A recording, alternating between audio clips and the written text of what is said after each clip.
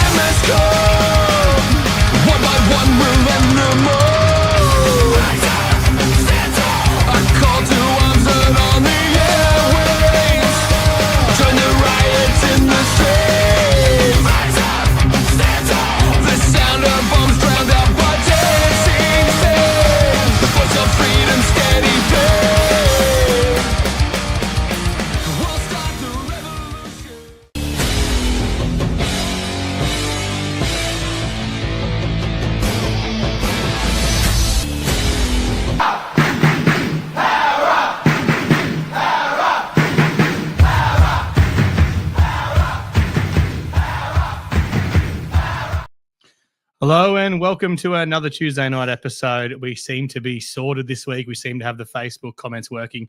That is a fucking fantastic start. So much better than last week. Coming off the back of Magic Round, we've got some sore heads. Jack, Troy, Longy. I think they bounced back pretty well. Jason only did the one night. I only did the one night. So we've had plenty of recovery. We're fine. Look, I've finally learnt to have the sponsors below me. So this is the Talking Parra Leagues Tuesday night live show. So thanks to our sponsor, Parra Leagues. Thanks to our other sponsors, Riverside Brewing Co., Time for a Chat, ZMS Trophies, Tony Mustafa Mortgage Choice, Tate Sports Card, Nonstop Landscapes, X Advisory, BMA Trucking, Bay Vista, Spot on Hose and Fittings, Eurowork, and JD by Agents. Still a lot to get through. We got there. I'll bring everyone else in now.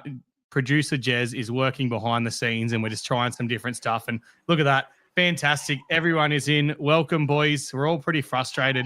Look, before we get this, I do want to start with something because something's been brought to my attention and I need to have a bit of a chat about it. And I'll go for a bit of a chat with Longy, who got the meeting for the first time as well. But look, we're often copping shit on the podcast. We're copping a lot of crap, a lot of comments. You know, you've sold out, you've turned on what you believed in last year, which we've explained several times is not the truth. But I guess we're starting to cop a fair bit of stuff in relation to our relationship with people from the club. I was actually at Parramatta for the junior rep games on Saturday. Flew back from Brisbane at 6 a.m., got off the plane at Newcastle, straight down to watch 3 games, well, actually 4 games of footy at Leichhardt Oval. I was absolutely cactus by the time I got home on Saturday night. What happened there was, I don't know if it's a bit of jealousy or a bit of rage, but one of the supporters of certain movements that decided to call us out actually been told he was taking photos of me sitting up with Jim and a couple of other people from the club. Now, it's pretty disappointing because anyone could have walked up and sat there. It wasn't an invitation thing. I just walked up and started having a conversation and sat there with my partner and with my 14-year-old niece, who wasn't in this photo, luckily, or it would have been a whole nother story. But it's disappointing because, look, we got the chance to meet these guys last year for calling out some stuff we didn't agree with. And, you know, they took the time to listen to us. They saw we had some valid points and they put some of those things in play. For relationships are built, you know, I've taken the time to get to know Jim. I sat with him, as I said, on Saturday at the game at Leichhardt Oval, and I saw his passion. I saw how much he cares about this club and people questioning, you know, whether he's the right person for the club or you know, if his heart is in it or whatever because he didn't grow up supporting Parramatta, all that shit. I've heard it fucking all. And after sitting with him on Saturday and what I've got to know of him, certainly is very passionate. Bloke was almost in tears, to be honest, how much it meant having that junior rep team. And I just want to stop. Like, I want that shit to stop. And, you know, you can make up your own mind on people. You get to know people. Longy, you're obviously at the vent at the Lord Alfred on Friday before, and that's your first obviously experience of being at that kind of club and vent. You saw Jim obviously hold the mic. And what I've been saying to people, like, I've got to know the real Jim, not the corporate, I guess, persona. But do you want to have a chat about that, what you saw? Yeah, and we just came out of 12 months of political campaigns from the Libs and Labor and all those guys. And I got the opposite from Jim there. So he got up, he was speaking like a real guy, giving real answers to questions. So I saw at one point someone asked, why is Gutho not at the club anymore? He actually talked through what happened behind the scenes and sort of the process they went through. And, you could tell his passion. He wasn't, giving cookie cutter answers. He was swearing here and there, just like you, Adam. So I can see why you guys get along.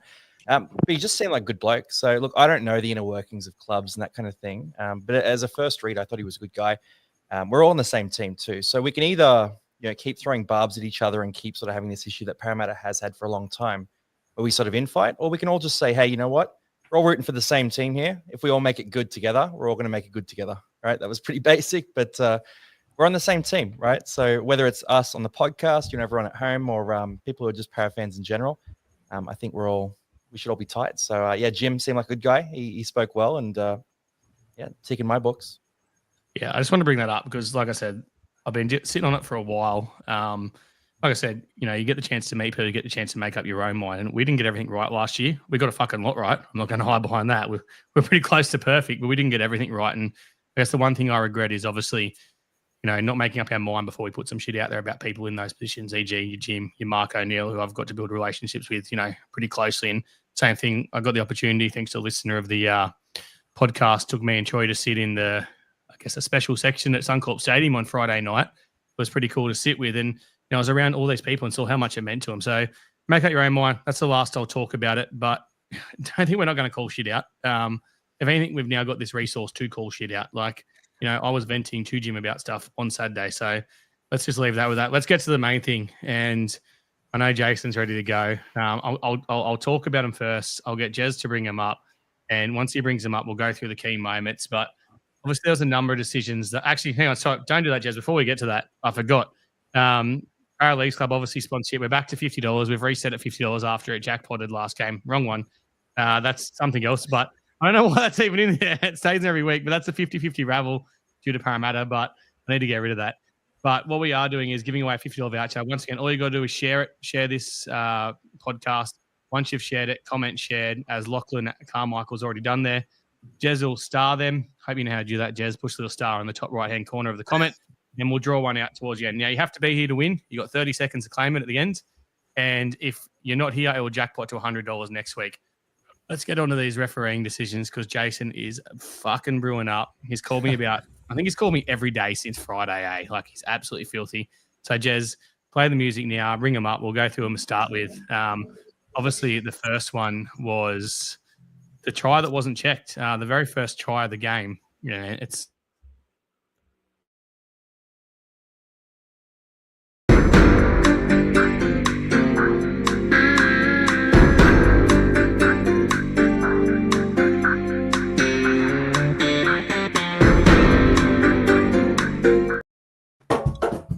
looks like we're going straight into Jason. Jason, have your rant, go. Then I'll get to the decisions. Okay, look. First of all, Butler in the bunker. What an absolute fucking joke. That guy with his fucking duck chest just absolutely kills me. Runs around like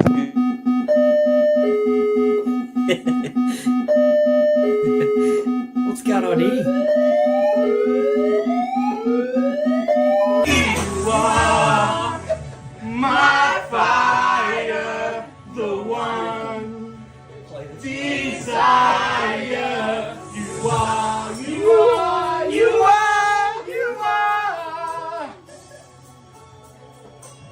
Don't want to hear you. At you right back. See, I'm just like you. I never knew my father neither. You used to always treat my mom and beat her. I can relate to what you're saying in your song. So when I have a shitty day, I just look away and put them on because I don't. I got shit else, so the hell, so I'm depressed. I even got a tattoo with your name across my chest. That rap stands up, I bro. haven't seen the Eminem one. That was good. Sorry, Jason. Sorry, we had to do I it. did mention with other karaoke. If you put on Backstreet Boys, Linkin Park, or Eminem, I'm getting involved. So that's what happened. All right. Yeah. So where was I? I was screaming. Yeah, I was screaming about Butler in the bunker. All right. we can and completely that was agree on. that was the first mistake. Butler in the bunker, right? So let's before we get into the four most controversial decisions, I just wanted to break down the first 9 minutes of the game. All right, the first 9 minutes of the game. We have, all right, for some reason,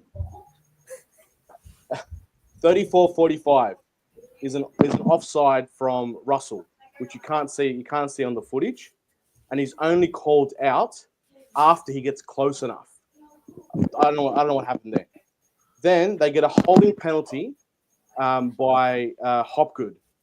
Holding what? It's the same. The ruck speed was exactly the same for that first 5 minutes.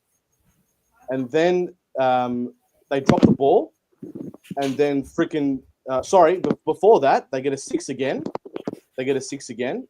For a leg pull or some shit like that. And then Josh Adokar does a tunnel ball. Apparently he did it twice before. I counted 6 tunnel balls before Josh Adokar one got called. And then there's another 6 again, and then they score, and Hero drops the ball. So that was the first 9 minutes and 50 seconds of a pretty much. Sorry, who the fuck is playing marbles? Someone's playing marbles, and there's this crunch noises going everywhere. Is that you, Jason? Are you playing marbles while you're talking? Or are you just hitting the desk? It must be this. No, keep talking. Anyway, that was the first 9 minutes and 50 seconds of the game, where I'm pretty sure either Butler or Goff had their house on Sharks to score first. That was just absolutely ridiculous, and they didn't even check the Euro try. The guy drops it. The guy absolutely drops it. If anything, he might have grounded it with his breath. Like, Jesus Christ, I don't know what the hell was going on there. We'll play that one. We'll play that one now, just as an example. That one? We'll play it, yeah. So this is what he's talking about. It's Drops it. clearly no control of the ball, and the fact it wasn't even checked was absolutely ridiculous. Just to not check that. You can't say he's got control of that. He breathed onto it and scored a try. Anyway, the second one, which I really want to go off about, which even some Parra fans are like, "Oh, calm down, it wasn't that bad," was the hit on Moses by Trindle. Thank you. All right. Okay, look, that is absolutely ridiculous. First of all, that's direct contact with the shoulder with no wrapping motion. Right? Where's his wrapping motion? That's direct shoulder, no wrapping motion. Right? So that's a shoulder charge. Apparently, who cares? Right? Second of all, that's behind the ball. That's not late. That's not late at all. That's without the ball. So you already got 2 indicators that this is a professional foul. The other one, which I wanted to highlight, is that Section 15I of the NRL rules says that if you intentionally obstruct the player without the ball, which is that, it's a professional foul. So all those indicators, plus it's against the spirit of the game, plus Trindle's a fuckwit. See you later, mate. It's a fucking send-off. Get out of here. What the fuck is that? He was in full lawyer mode, then he was just like, and he's a fuckwit. It was going so well.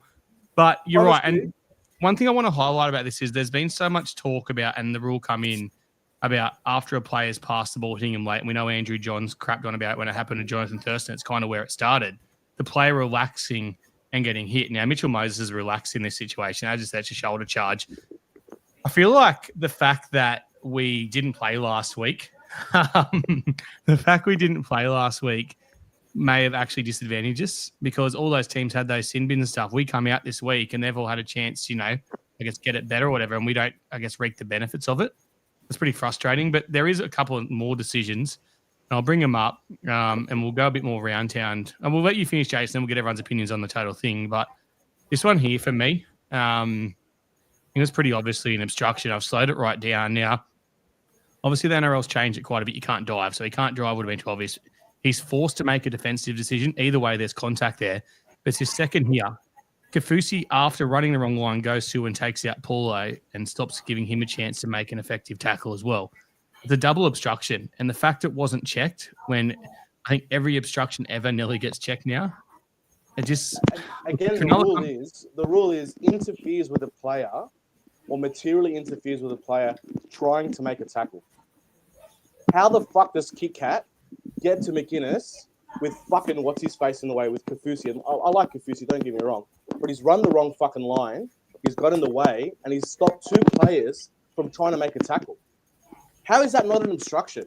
I don't care. This defensive decision is made up by the bunker. It's made up by the bunker. There's no such rule as defensive fucking decision, right? So they've forgotten about the inside shoulder, black and white. They've forgotten about the decoy runner and where the guy catches the ball. That's out the window. So now you can run lines where the guy's in front of you, and then you think he's got to get it, and then you have to move to that space. He doesn't get it, blocks you from actually going to the ball and making a tackle. No longer an obstruction. All right, trust me. If I was a coach, I'd be running that play every fucking day. You're scoring all the time. Is that Rule 34 Part C in the rule? It's still Rule 15, and there's certain points and clauses in there, but it's under Rule 15. Okay. Let's bring up the final one, and we'll let everyone have their say on this one.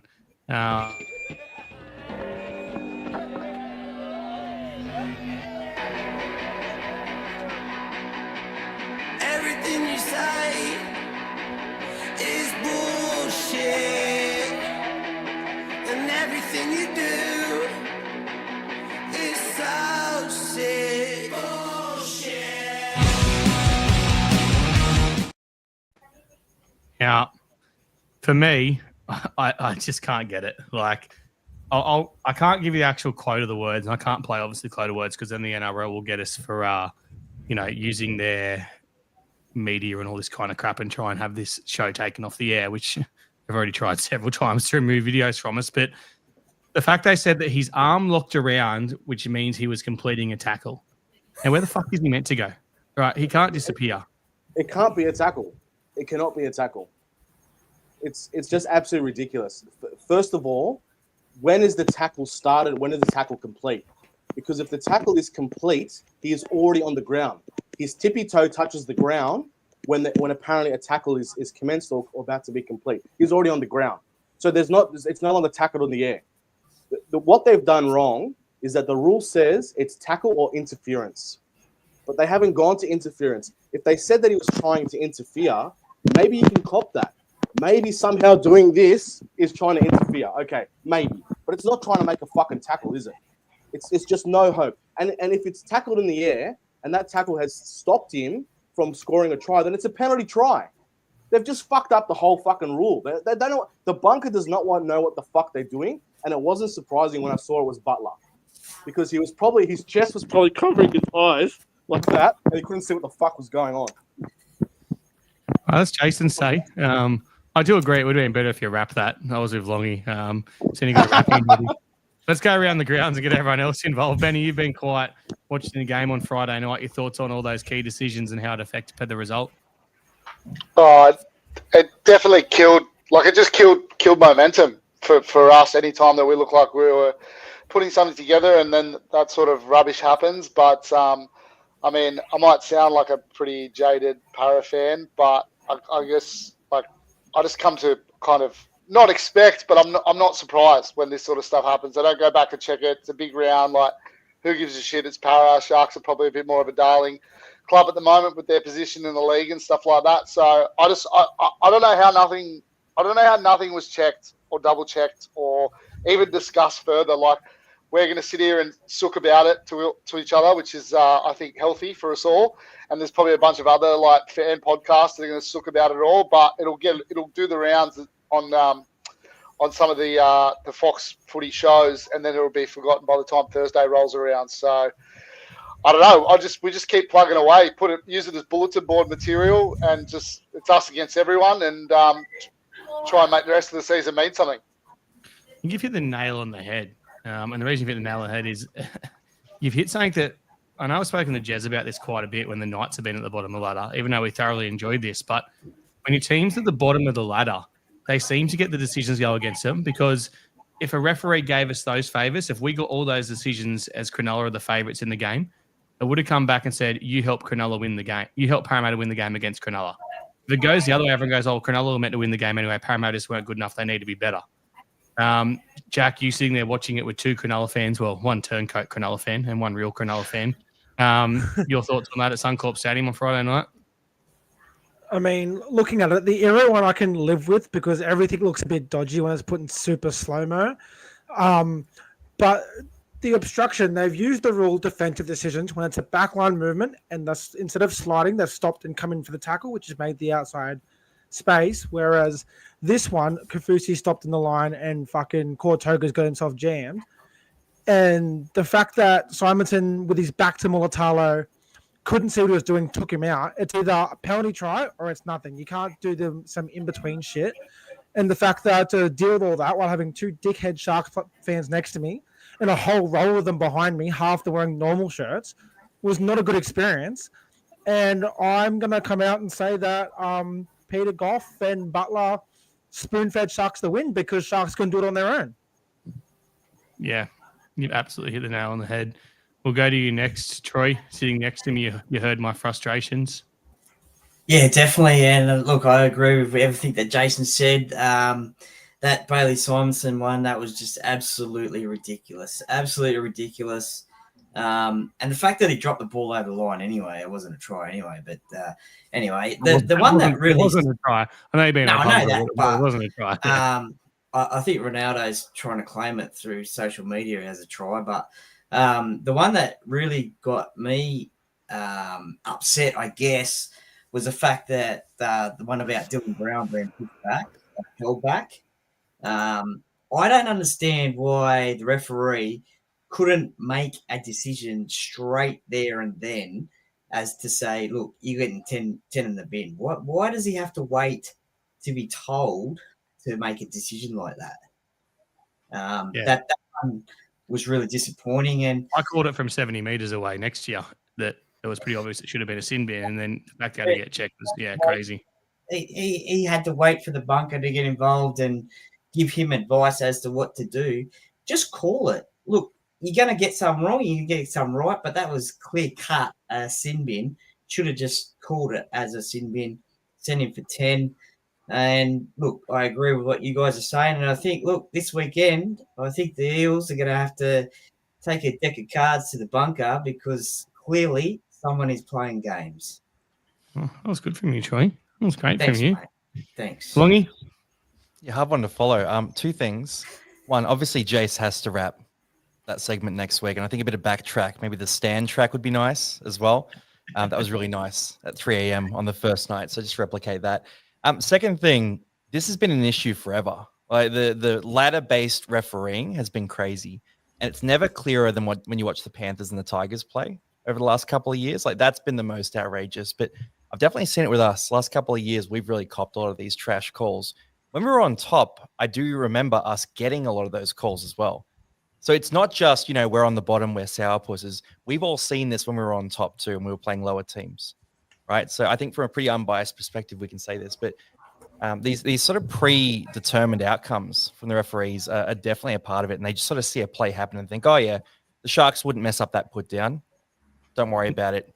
And then when you look at it, there's clear separation. Or, oh, yeah, of course, Parramatta. I don't know how he did mess up that put down, by the way. Like, just looking at it now, I'm like, how do you fuck that up? Trying to be too much of a hero? Just must fit into the Cronulla Sharks smug backline culture. But anyway, continue.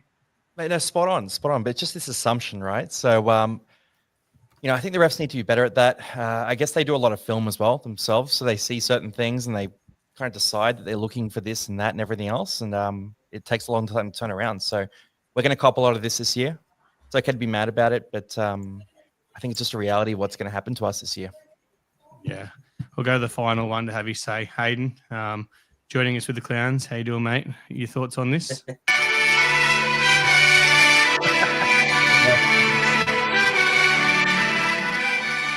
When does it end? I got the Clowns. I've got the Clowns back out tonight. Apparently, they've been heavily requested. So a little break from CommBank Stadium for you all. I'm hanging out with the bunker here.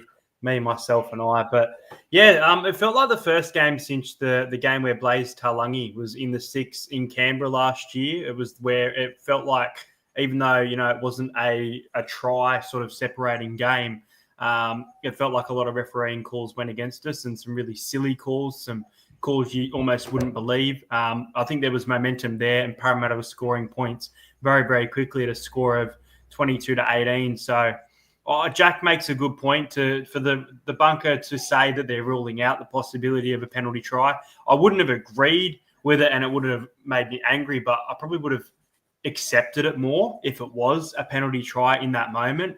But the fact instead that it was a penalty on Simonson for making a tackle when, as you've said, Adam, what's he meant to do? He's not grabbing the player. He's not wrapping the player. He's just basically got his hand on him to try and stop him. He's definitely not in the act of making a tackle there. And then obviously Braden Trindle escaping a match ban. And as you said, Jason, should have been easily 10 in the bin in that game, if not a send-off. But I don't think it was a send-off. I don't think it was that bad, but it was definitely shoulder contact. So, yeah, as I said, it felt similar to that Raiders game last year where there was some, I think it was against Gutho in the dropout, that sort of thing. There was some really shit calls last year. So this felt like that sort of game. And I don't know if we were robbed, but I think we could have won this one. I really do. Even though I tipped against us, I think we could have won it. Yeah, it hurt. This one definitely stung. Can I bring one more person in for this? He's sitting in the background. I hope he's not picking his nose. Well, he was. Shit, he actually was. Now, as a non-biased fan, and you probably hadn't seen that stuff because it was a Friday 6 o'clock game. Let's be honest. If it's not your team, you're not watching the Friday 6 o'clock game. You've just seen those calls for the first time. As a Newcastle fan, your thoughts? You said it before when I was just sitting in the background around teams that are up against it. And Parramatta and Newcastle alike are up against it. And it seems like we aren't getting the rub of the green when it comes to referees and those decisions. The one that tackled in the air was the one that baffled me the most. So they were both going up for a clear contest. He unfortunately tangles his arm into the player as they're both falling down with momentum. He didn't pull him to the ground. He fell on top of him, yet it was a penalty for tackled in the air. So it's things like this where common sense really just doesn't come into it anymore. And when your backs are up against the wall, as Parramatta, Newcastle, the teams down the bottom are, they're things that just don't go your way. And it is so frustrating as a supporter, even as a non-biased supporter watching that. I thought that was absolute BS. And how do you overcome that when you're down in the dumps? Yeah. You don't have to say BS, Jez. You can say bullshit. Yeah, you can say on the show, yeah. It's Can I add to that? Primary school teacher not allowed. Because one thing that really pissed me off is, and this is what the refs do, and they've done for a long time, is that when another team is clearly in front with ruck infringements and penalties, they do this thing where they're trying to even it out. Now, at halftime, Sharks were well ahead. I can't remember exactly what it was. I think they were. Sorry, have you worked this week, or have you just done stats? Because I'm looking at I'm impressed. Reading. Right, but we were behind by about 4 penalties. It ended up with Sharks 8 penalties for, Parra 7 penalties for. Right, the ruck infringements were Sharks 3, Parra 4. Now those 3 ruck infringements, the Sharks got those inside our 10. They also got 4 of their penalties inside their own 20. How the fuck are you supposed to beat that as a team? How do you beat that? How do you beat that? How do you beat that 4 fucking sets, piggyback down the field, and then you have to do up to 12, 13 tackles to try and prevent fucking tries on 3 occasions? What are you supposed to do in that situation? And then the ref just evens it out with a few shitty calls. We got 1-6 again just outside our 40. We got a penalty from a very clear professional foul when Dylan got pulled out of it. So we're getting these obvious ones and ones that are just like fluff at the end of games. So it looks like the ref did a decent job. It's fucking bullshit. Yeah. All right, I think we need to move on. We spent 30 minutes on that game. We haven't even brought the score up yet, but it was a 28-18 loss.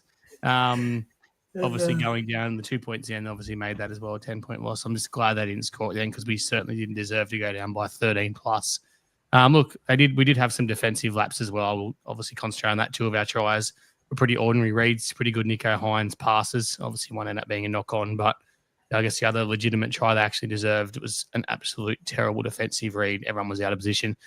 Moving on to the player of the match from that game, the player of the match voted. It was pretty close in our group chat. It wasn't a very popular one on Facebook. People are still a little bit angry at old Dillbags.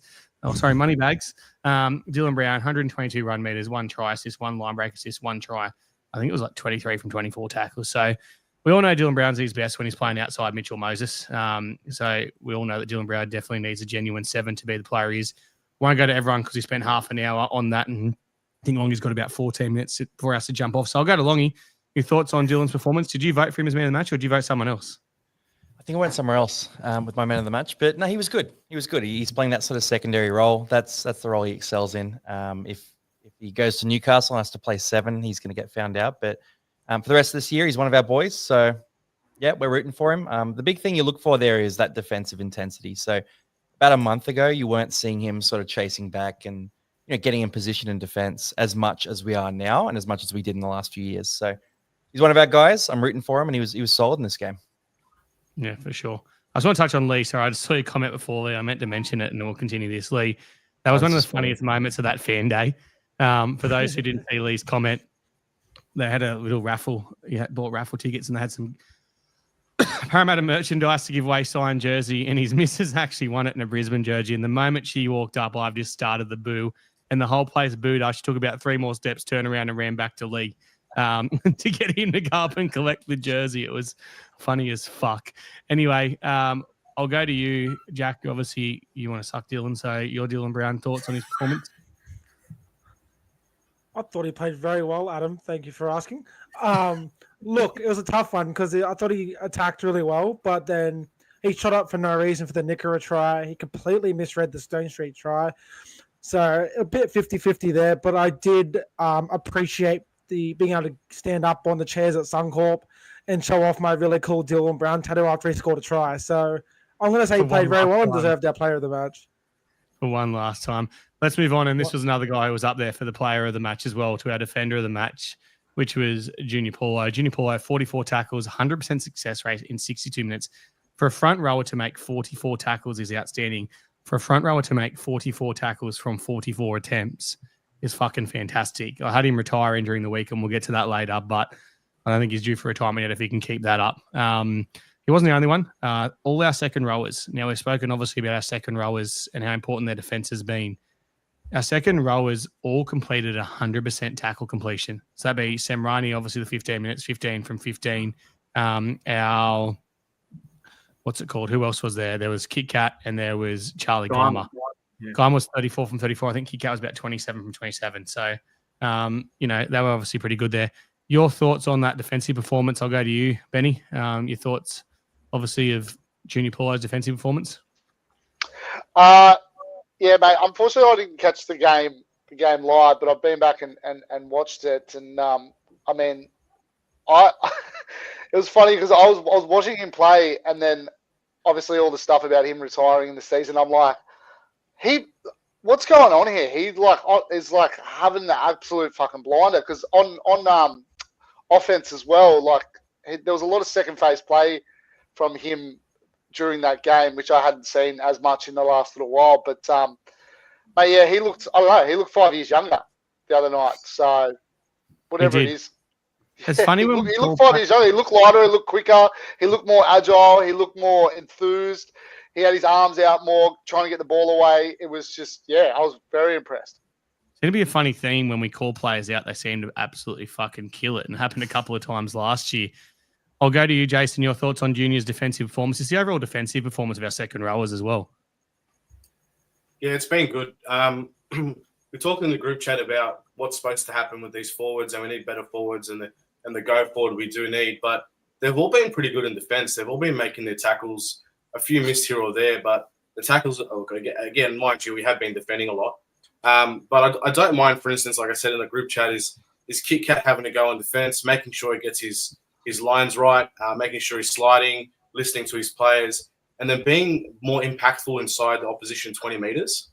I think that's the kind of thing we want to see. Like we want Kit Kat to turn into like a kick out, where he can make those explosive runs when he needs to, and conserve those run energy meters for later on. And it seems like Riles is using the back line to push those meters and then have the forwards from the 50-meter onwards, which I think is a good idea. I think it's how Penrith won 4 comps in a row, basically, besides, the fast play the ball on the ruck, which you can't do anymore. So that's definitely good to see the defense. And I think that's hopefully giving the forwards energy to then run inside the 20. But, it looks good, but we're just, Are you wearing a generic Magic Round scarf? Are you Jesus. cold, Jason? I'm freezing. A scarf and jacket. Have you got your air conditioner on or something? I'm Anyway, actually freezing. yeah, let's go to the top performers. I've been bumped, Jez. I'm going to slide myself back over here. This isn't who gets paid the most where we sit him. All right. So the top performers of the week was Isaiah Yongi with 21 runs, topped the runs and backed up with 200 meters. I thought Adokar was outstanding, 191 run meters. Bailey once again high up there, 157, backing up his 196 and 200 since his return. Adokar with 2 tries, Brown with a try. Riley Smith 57 tackles in 72 minutes. Come off for a break in front of us, was gassed, but was fucking pumped the whole time he was off. I think he missed about 7 tackles again in the middle, but no big thing. Look, it is a big thing. You don't miss tackles in the middle of the field, but when your front rowers and your edges either side are making your tackles, you're going to get gassed. He's probably just falling off them and wrapping them up. But tackle breaks, I didn't see the tackle breaks, but the tackle breaks weren't that amazing. I think Adokar topped him with 7. So Adokar thought was outstanding. Really starting to find his feet. I'll go to you, Troy. Your thoughts on those top performers? Yeah, look, obviously agree with you there.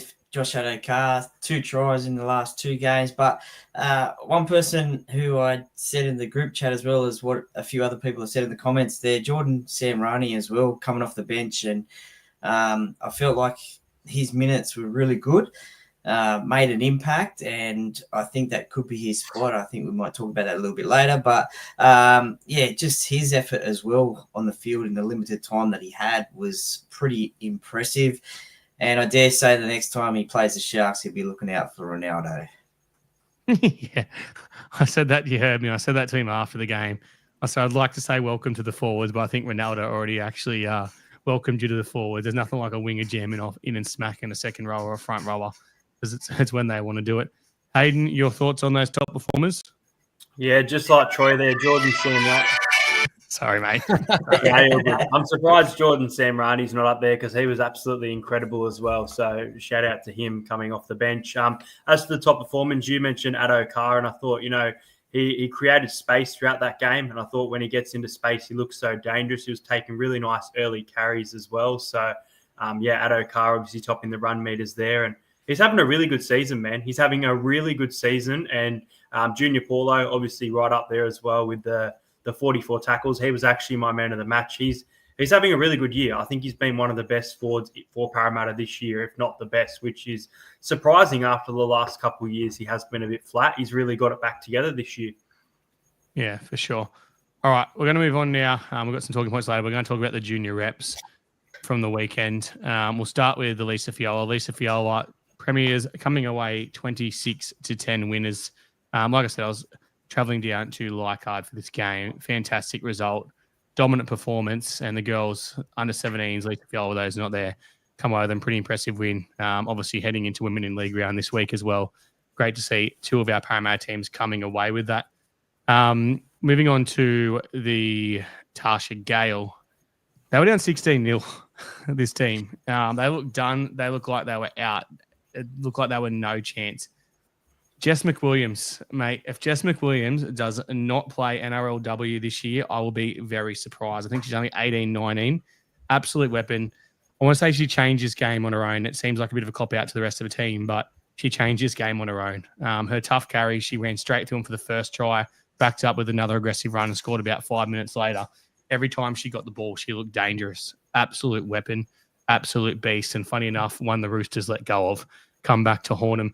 Hayden, you were nodding along. You obviously watched this game. Your thoughts on the girls' performance? Yeah, good performance from the girls there. Good to pick up 2 premierships as well. Are we going into the third game a bit later? We're staying out of that and just talking about these 2 now. Staying in the lane. No, really good. And obviously, as we said about both the men and the women within the Parramatta Eel, it's going to be interesting to see, as I said last week, now that we've won that title, we'll see how they go in regards to, their stocks, in regards to NRLW and their future, if they're going to be hard to keep after winning these premierships as well. Yeah, it was pretty impressive. I'm not sure who else watched that game besides me and Hayden. Can someone raise a hand if they watch it? Jack, I know you're watching the SG Ball. I'll get to you, Benny, and your performance. Jason was still floating around Brisbane.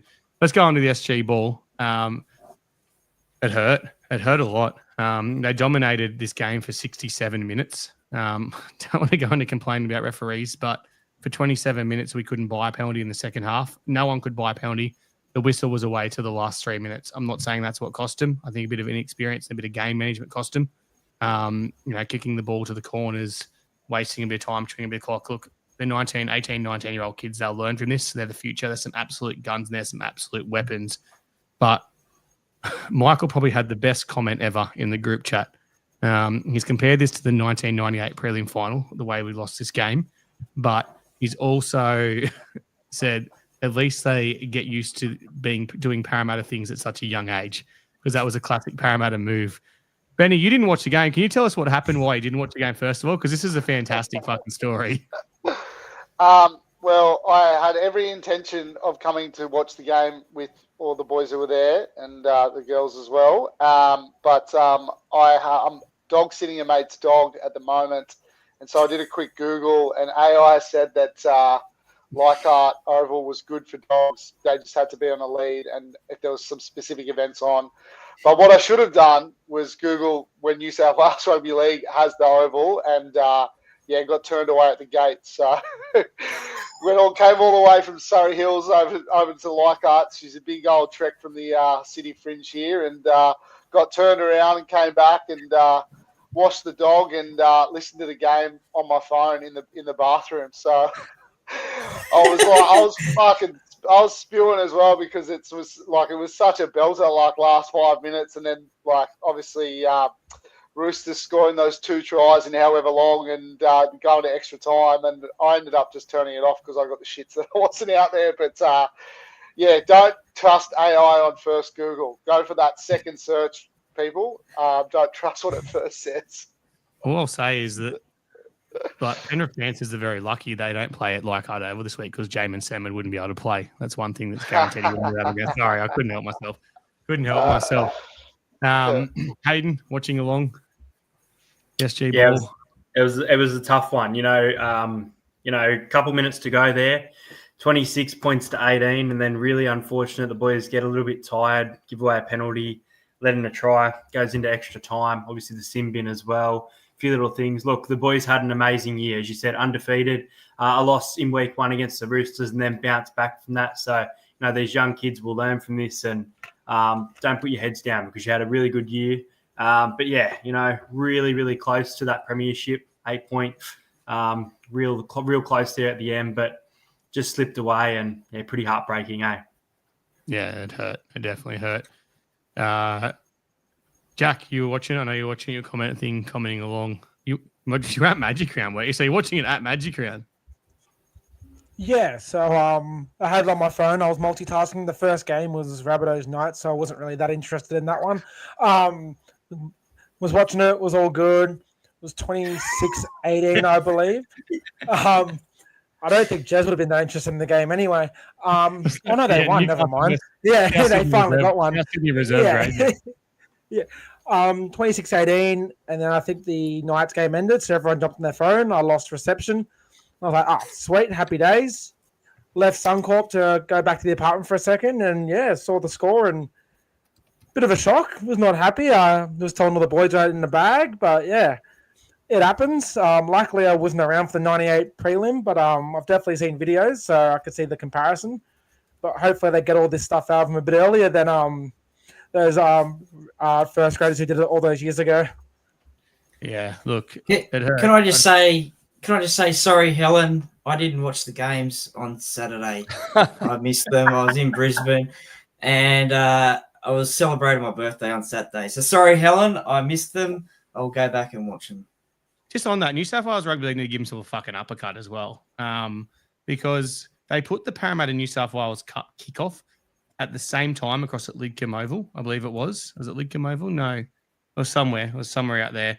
The same time as the SG ball kicked off. Now, that's pretty fucking shit. So, look, Jason Riles, Mitch Moses, and Junior Paulo were all at the SG ball final, but a lot of the other boys obviously had commitments to be out at the New South Wales Cup. And it's when you're trying to create a good team culture, it would have been great to see more boys there. But, you know, it's pretty disappointing. I know, obviously, the schedule, they flew home from Brisbane as well. So, a lot of them would want to be with their family. So, kudos to the boys that did turn up, but it is pretty frustrating.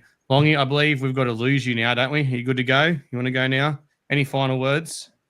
Yeah, just we're still making the 8. That's all I'm going to say. But good session, guys. Enjoy the rest of the pod. For sure. Go Parra, woo! Well, we do. See you, Longy. Let's See be you, honest with Longy. you. I'm going to play around with some stuff. Oh, shit, Jez, I fucked it. I'm going to play around with some stuff. I'm going to go back this. It doesn't work for me. Look, like, it does. How am I? Oh, Yeah, no. it looks weird without the empty square, eh? It looks Yeah, it pretty, looks really weird. Yeah, no, we can't do that. We're just sticking with this one for the rest of the time. Anyway, that's what we're going to have to do. We need a plan for when we only have less. Don't forget, guys, before we go into some of the news from the week, do give the podcast a share. Once you've shared the podcast, comment, shared, and you will go on the chance to win that $50 voucher at the end. You do have to be here to win it. All right, let's move on to some of the news from the week.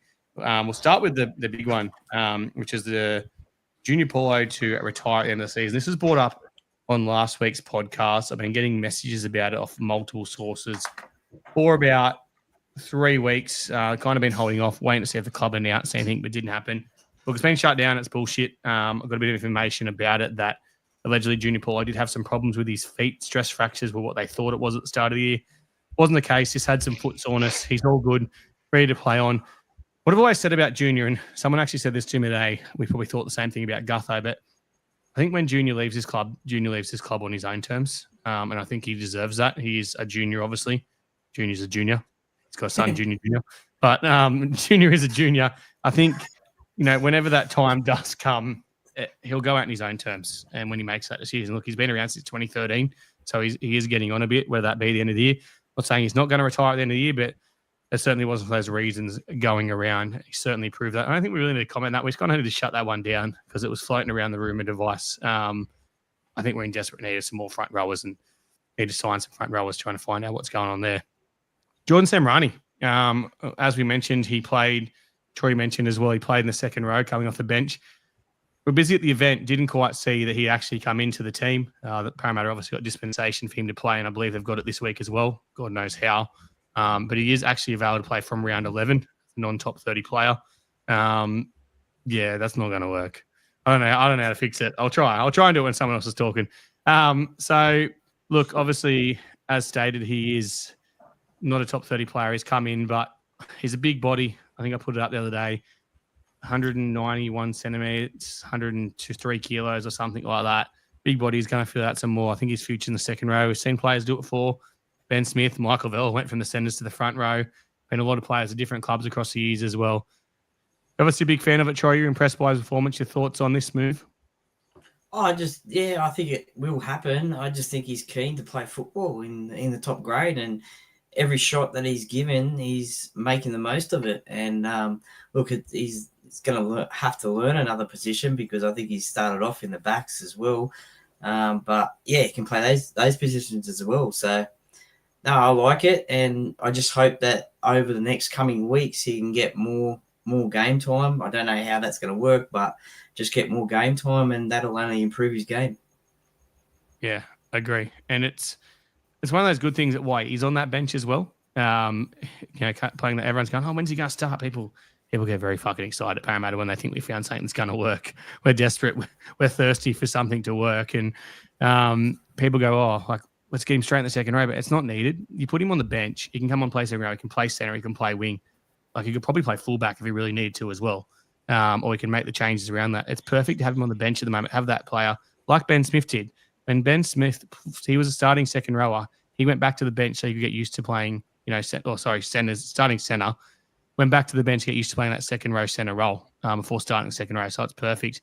Your thoughts on Jordan Samrani? Hayden, I know you've been a big fan of him since he come across. Yeah, he's been good, and the commentators like him as well. They were saying some nice carries the other night, a couple of minutes there off the bench, and saying that is not a winger, folks. So, they definitely think that he can be something else. I don't think he's as big as him, but he sort of reminds me of that Murata Niokore, someone who can come off the bench, slot into the back row, and then also potentially play the centres when they build a bit of size as well. So I think he could be a new Murata if he gets a spot in the top 30. And yeah, I'm looking forward to seeing more of him this week, especially back at home, because he had a really nice debut at home against the Dogs, was it? Or Tigers? He's a bit against the Dogs. His old I think team. it was Dogs. I think it was Dogs. Yeah. It was Dogs. I think he's played this is his third game of the season he played the other day. So, Benny, thoughts on Big Geordie?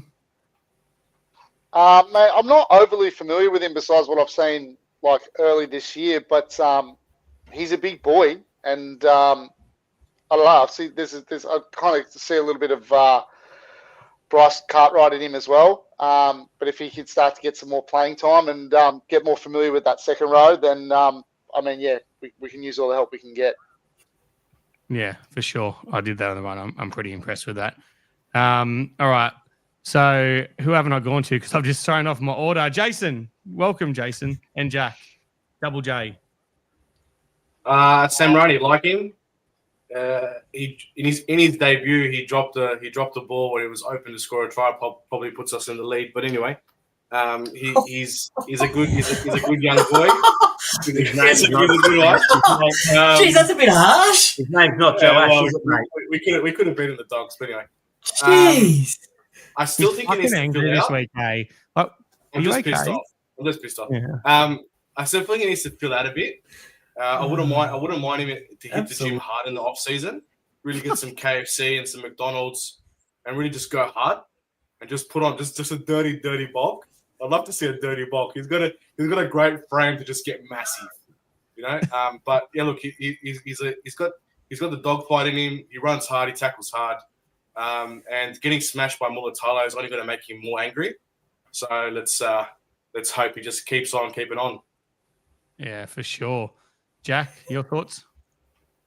Yeah, well, I've got a couple of Dogs fans who called him a young Kiraz when he was coming through. And he's got that slender build. He kind of got the same frame as like Matto did when Matto first started, that real lanky kind of thing. So there's definitely potential for him to fill out there. But I just like the fact that he can run hard. A lot of talk about how good our back rows have been defensively, but I haven't really offered that much in attack. So it'd be a bit of a breath of fresh air to come in, hit some nice holes, and kind of offer a bit more than Kit Kat and Guymer kind of have been to start the year. Sorry, Jack. This is a fucking terrible idea, Tim. It'd just be relish for you, relish for everyone. That's all he'll say. Everyone will be getting relish. All I've been doing is getting everyone on the Gatorades and then KFC after, and then just hit the gym, boys. Does it work for you, Jace?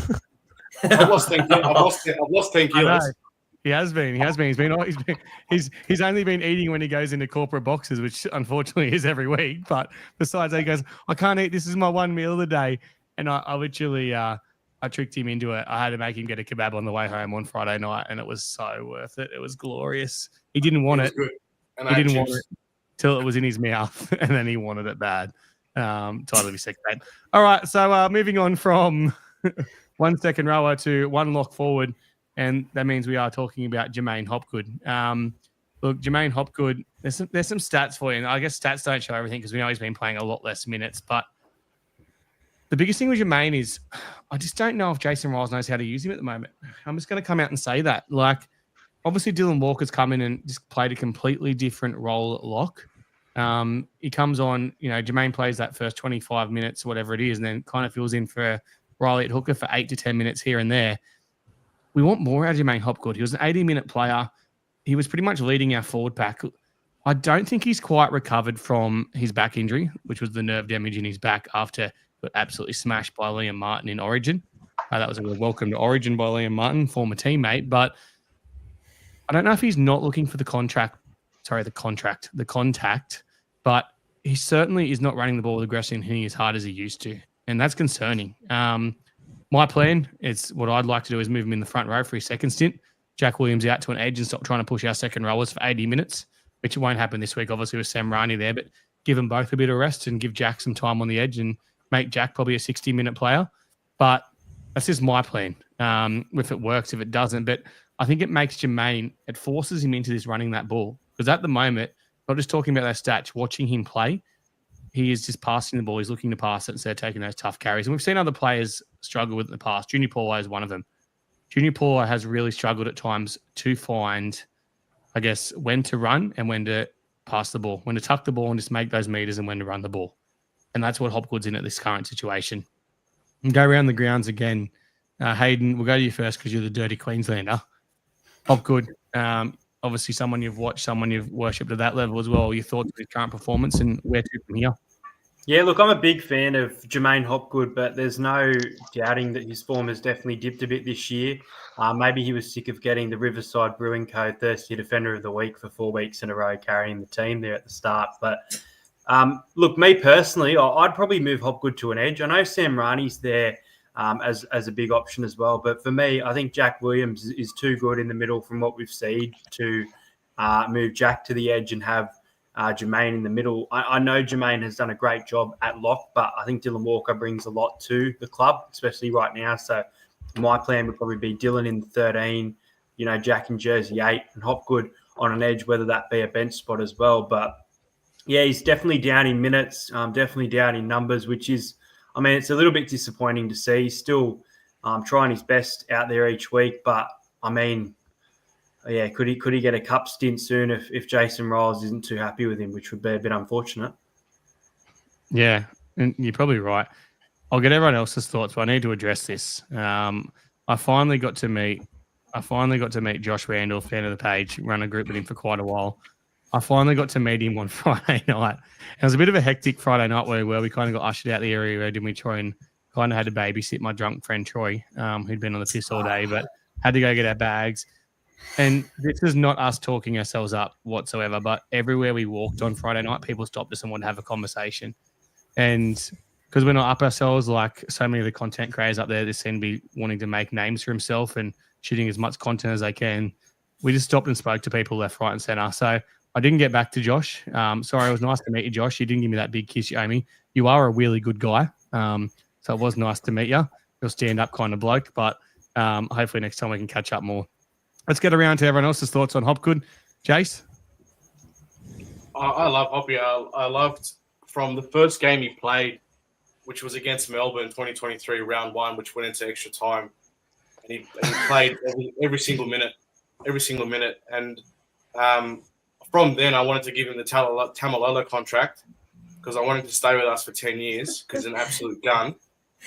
He just seemed to have dropped off. Maybe it's the back injury. Maybe it's a bit of the BA stink still. He's still getting used to Rolls' ways, and maybe he's still trying to come around to what needs to be done. I wouldn't mind him and Junior swapping every now and then. We know Junior's got the ball-playing skills to play 13, and I think Junior does need that little bit of maybe back off from contact a little bit when he gets tired, or maybe not to start him getting into the contact and getting into contact a bit later, and either have Jermaine starting at front row and Junior at lock, or swapping that around, or then that's how the change comes through once rotation goes through. Whatever needs to be done, but I think he just needs to have a bit of a break from worrying about passing. If he just focuses on running the ball hard, because he's a big boy, he does have a bit of speed on him. He can get the offload away. Just run hard and go back to some basics, and then maybe he'll pick up some form. I just think he's focused too much on trying to make a million tackles and he's almost trying to be like a Gutho for us at the moment, where he thinks he has to do too much. I think he just has to play a very simple role. And that's the best way to use him. And hopefully, whatever this rut is, he gets out of it soon. Thank you for not swearing for the first time you spoke tonight. It was highly appreciated. Benny? Mate, not to piggyback off too much. I think everyone said what needs to be said, but I just think, he just needs to hold on to the ball more and run at that line a lot more. That's kind of a part of the reason that he was picked for the Queensland side. When he made that Queensland side, he's got a good bit of mongrel in him. So I think he just needs to hang on to the ball a bit more and take on that line, and that's where most of his effort should go.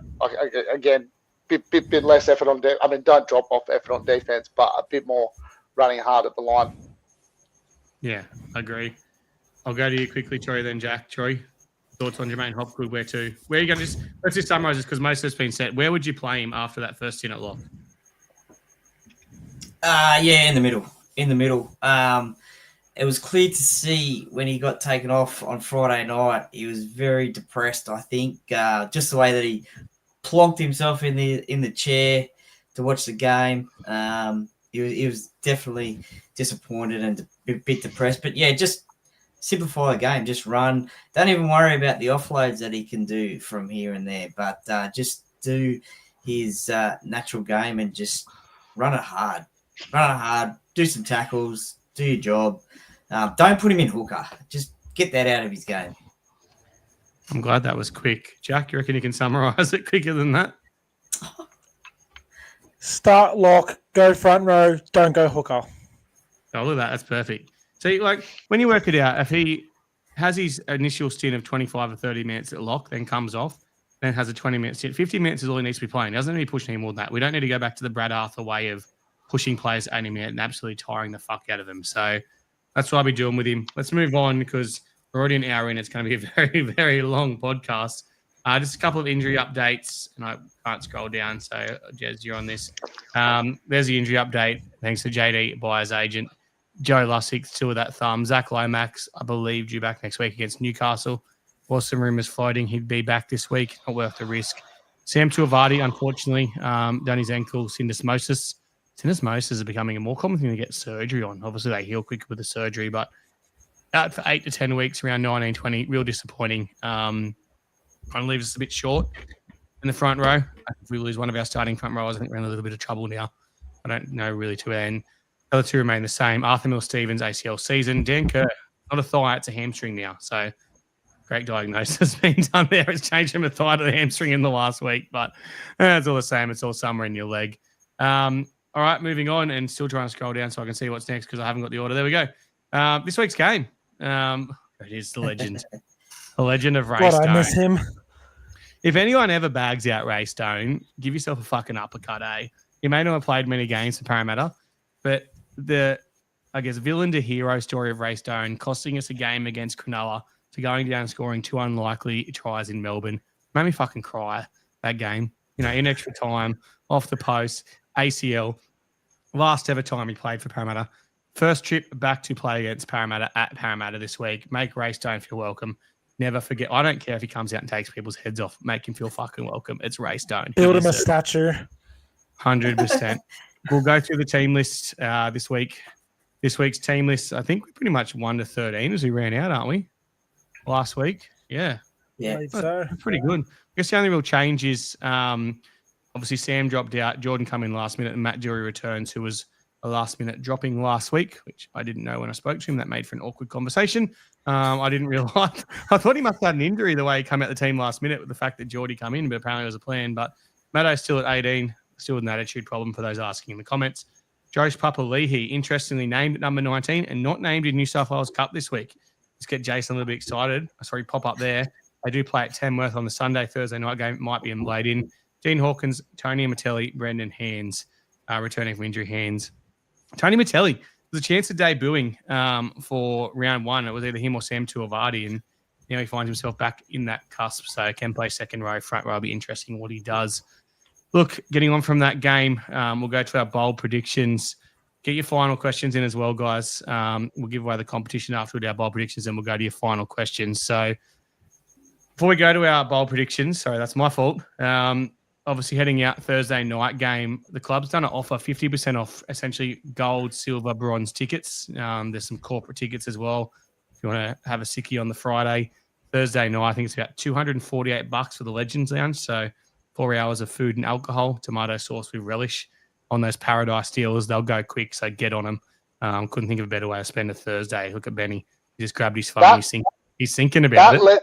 That Legends Lounge is fucking fantastic. That was my first experience in CommBank for Doggies game a couple of years ago. It is fucking fantastic.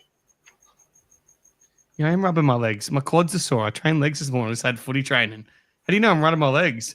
Yeah, I don't know. I don't know what I think I'm doing. But anyway, yeah, moving on from that. Who'll be there? Troy, you'll be at the game on Thursday night?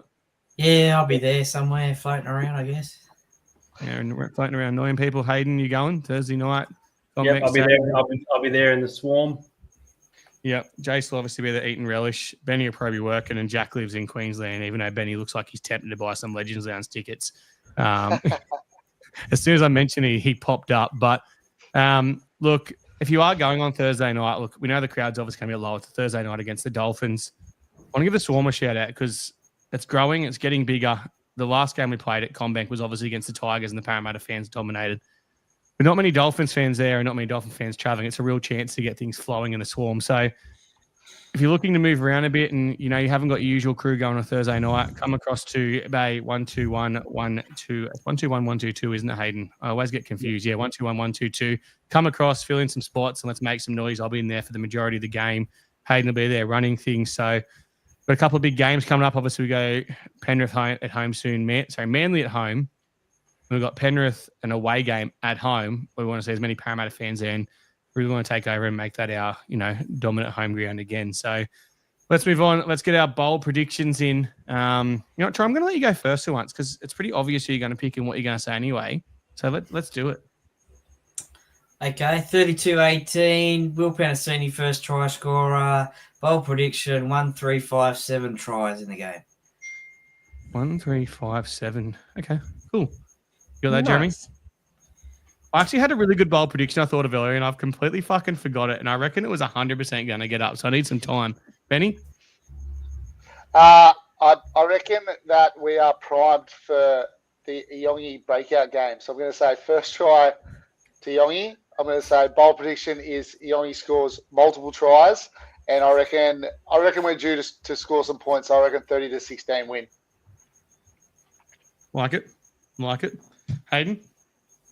I think we leak a few points, but I think we should be better at home. I think we'll win this game against the Dolphins. It's often been high scoring when we've played them. I'll go Parramatta 26, Dolphins 18.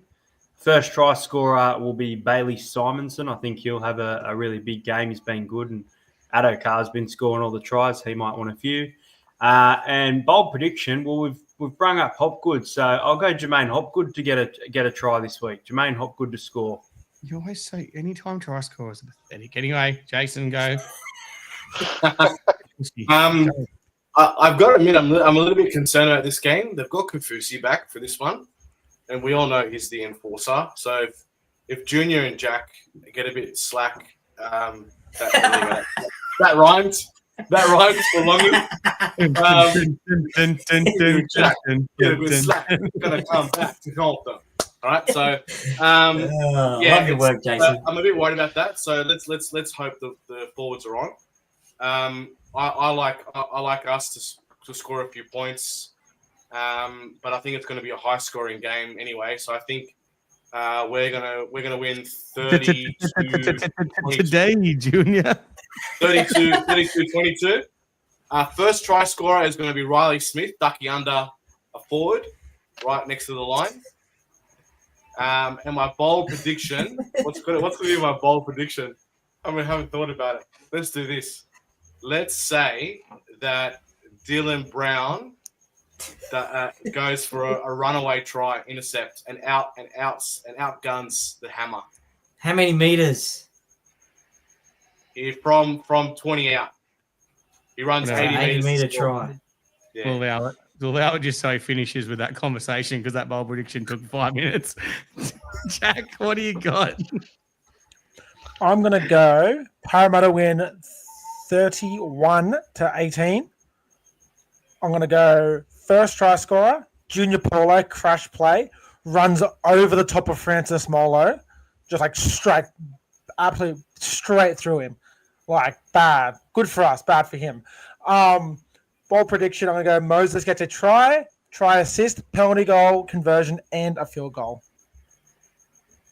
Damn. One of everything. All right, so my scoreline, I think we're due to score some points. I think the Dolphins have been very inconsistent. I think this is a game we click. Then we come out frustrated. We come out angry after last week. Like we scored some points, obviously, against the Tigers. I'm going to go Parramatta 38-4. Absolutely wipe the floor with them. My first try scorer, I'm going to go know, I bagged Kit Kat out for running terrible fucking lines last week. To the point I mentioned it to several people around the club that he ran terrible lines. So hopefully someone's worked on him running lines.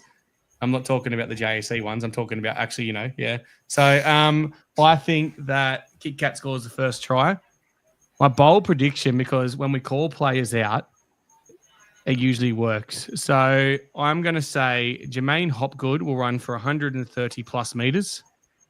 Jermaine Hopgood will play 50 plus minutes into 5 tackle breaks. Is everyone okay with that? Took you long enough.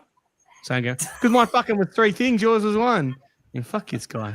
All right, guys, get your final questions in. Let's draw this competition. And we've got 30 seconds to claim. You've got to be here for this. And I'm just going to quickly type this in to my settings. 22 people entered, $50 Leagues Club voucher. Hopefully someone that can collect it because the last ones have been nightmares to try and organise. All right. Does the winner of last week get to collect it this week since there wasn't a home game? Yeah, I've got his address. I'm hoping they turn up It's the okay, game. Hayden. It's all under control. Yeah, I don't get... We've got this, Hayden. Yeah, he's in. I think he's in. Is it Paul? Yeah, it was Paul. Paul's here. So Paul, I haven't sent it yet, mate, because I was away, but we'll get to it. Or if you're at the game on Thursday, message me again. All right. So the winner, number 3, Lachlan Carmichael. So Lachlan. Oh, jeez. Oh, he knew. He knew it was him. He must have been waiting there. What? No, That was so quick. that wasn't straight away. Make it a Was it? pick. Make it a Yeah, pick. pretty much. Was that him? Was that a fluke?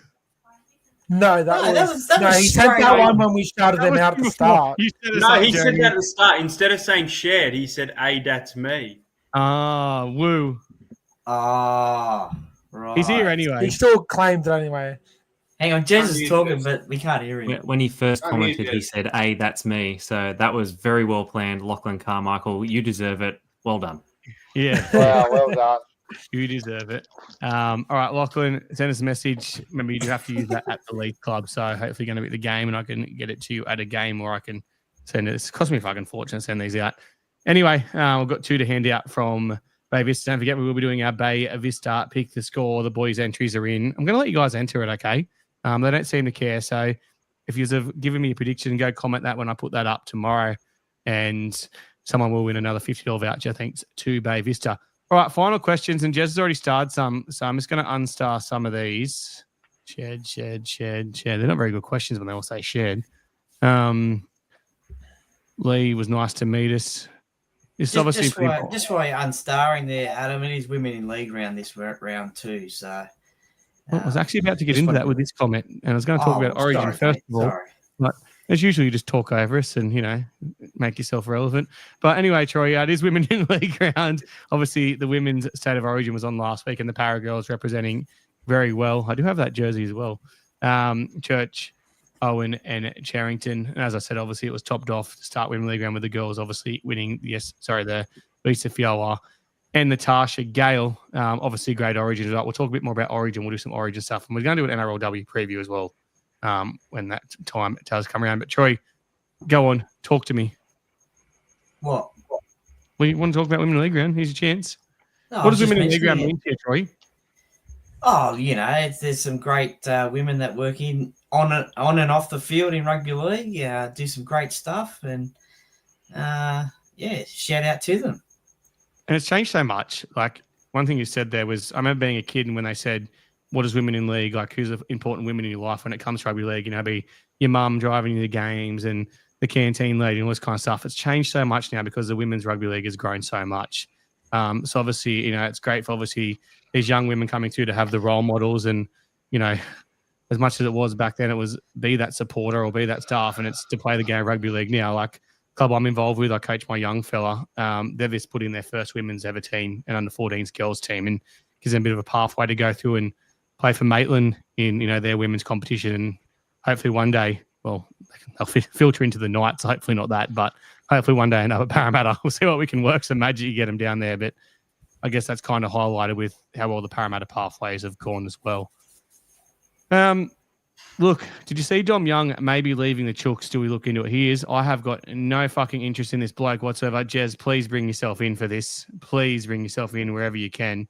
You were small, but is he going back to Newcastle? Because the rumor is he's floating he's going back to Newcastle. Do you want him back? Well, considering we've had the debacle of Greg Marju, even though he's very strong on the ground, he can't catch the high ball. At least Dom Young might be able to contest in the air, being 6 foot, nearly 7 foot tall. He did have the try scoring record at Newcastle as well, so he does fit in quite well at the club. But again, it might seem he might be playing a little bit of New South Wales Cup alongside his good mate, that halfback that we don't really care about, who we don't want to pay any more money. You know, that bloke. I think his name's Hastings. I can't remember. He's long forgotten. John, is it John? Or... John Jason, Freddie. Who cares? All right, that's enough night talk. My police. All right. So, anyone? Dom Young, Benny. Dom Young. Yes. No. No. Jack. I could see the potential, but no. Hayden. Absolutely fucking not. Troy. No. Jason. Nah, throw the bank at a Haas or something like that. Throw about this kid. Free spins, guys. We all agreed on a no. Sorry, Xavier. We shut that one down. Sorry, Dom, you can't come to Parra. We said no. Yeah, sorry, Dom. Yeah, no, we don't want you. Don't try. If Haas or Fafita go on the market, who do we go for? Well, Fafita, by all reports, will be on the market pretty soon. Let's start with Fafita. I'd have Fafita at my club in Heartburn. No, he's not playing his best at the moment. There's obviously something going on. In fact, he wanted to go to the Roosters, then didn't want to go to the Roosters, stay at the Titans, now isn't happy at the Titans and not playing. I would have Fafita. We need a second rower. We've got some good young ones coming through, but definitely need a second rower. We'll do it reverse this time. Jason, Fafita, yes? No, I think he's too lazy. Fair. Speaking of lazy, Troy? Yes, cheap price, and a change could be as good as a holiday. So yeah. Benny? Yeah, no, I'm same as Troy. I reckon those kind of second chance, different change of scenery. Come down to Sydney, come to Western Sydney, and we get him nice and fit, and get him nice and angry, and bring back the Alpha Feta. Yeah, agree, Jack. Oh, for sure. If again back to his best, he's the best back row I've ever seen in my life. I think on his day, it'd be silly not to throw a bit of money and give him a crack. And Hayden, the Queenslander, you take Fafita. You can't make your Origin team. Not only would I take him, I'm going to call it now. I reckon he'll be here by 2027. I actually think he'll want to be prediction, and I think he'll be at the club within the next 3 years. Yeah, I like it. I know we're searching for a second rower. Like I've openly had that chat. I know we're searching for a second rower. So Haas is a no-brainer. None of us are going to say no to Payne Haas. Look, we're going to have the money to chase Payne Haas if he tests the open market, and he'd be fucking crazy not to test the open market, being he is the best front rower in the game. You're talking about 2027. I think he's off contract end of 2027, isn't he? So he's still looking 2 seasons away. Age obviously gets on with him, but I guess they've got Carrigan. They move Carrigan in the front row. He's going to test the open market for sure. And depending what we do, obviously, if we sign Lachlan Galvin, if that happens, it's kind of where do we go from there. But no one is going to say no to Haas. I don't know if there's any more questions of any interest. Is there any more? We like our chance here. We all picked him, so yep. Joe Snow makes an error, but not named at New South Wales Cup. Yeah, we spoke about that. Jason's horny thinking about that. Jared Hayne playing Ron Massey Cup this weekend. I did see that. Jared Hayne. Interesting. Not a question, but like a fun fact. Yeah, he looks fit too. He looks like he's got himself fit. So I wish him all the best. Look, we won't go into the details of what happened, but let's hope that he can get the end of his career that he does want playing in that game, whenever that game is. I believe it's Saturday or Sunday. But fucking get your Bar TV subscription because I reckon that'll be a very watched game, that Ron Massey Cup game. Well, Lane Mason, we're going to finish on this one because I feel like we've answered this a few times. Actually, let's go this one first and then with that one. NRL team running last, New South Wales Cup second. When will selection start to reflect this form? I was looking through the New South Wales Cup team today when I was thinking about our front rowers, and we've got some good players in that team, but some players that don't seem to want to be interested in playing first grade, or they're really good cup players, but not quite up to the standard of first grade. It's a good position to be in. But I don't think there's anyone really, when you look through that, knocking on the door of first grade selection. Like, there's no one that's jumping out. Like, besides Josh Papali'i, sorry. We know Josh, but I think he's doing a pretty good job. And spoke to Josh at Brisbane last week and said, "No, your time will come, mate. Just wait for your opportunity." How they get him, that's another thing. But I guess the only real player when you look at the form is probably Hayes Dunster. But none of our wingers are playing bad. I think he will get a crack, obviously. You know, I'm showing a bit of favouritism, but he's averaging 200 metres in New South Wales Cup and scoring tries at will and taking some really tough carries. So he's absolutely killing it there. So if an opportunity comes, he'll get his opportunity, you would think. Let's go to the final one. Everyone's thoughts on this. Will Lane, Madison, Cartwright be at the club next year? Well, they're all under contract. Lane, we don't really want to touch on what's going on. We don't know what's going on, so I'll just leave that one.